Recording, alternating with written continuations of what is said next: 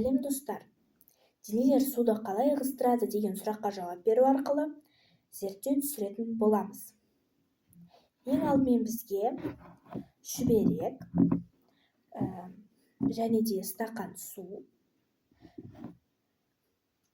6 ермексаздан жасалған шар. Ең соңғы затымыз фломастер. Біз қазір не істейтін боламыз?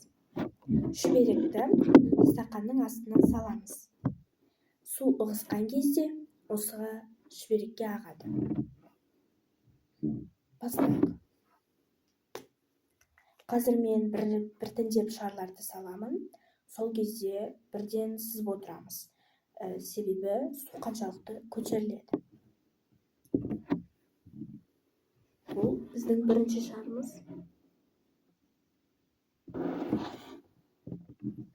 Енді екінші шарды салайық. Үшінші.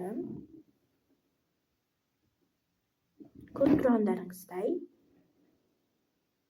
судың мөлшері өзгеріп жатыр. Төртінші.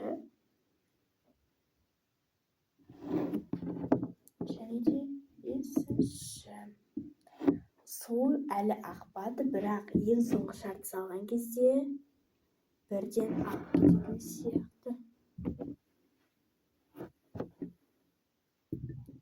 Көріп тұрғандарыңыздай менің суым 6 шартты салғаннан кейін барып ығысты.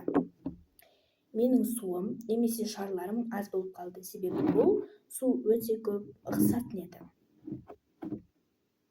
Сонымен достар, көріп тұрғандарыңыздай зерттеуіміз аяқталды. Сау болыңыздар.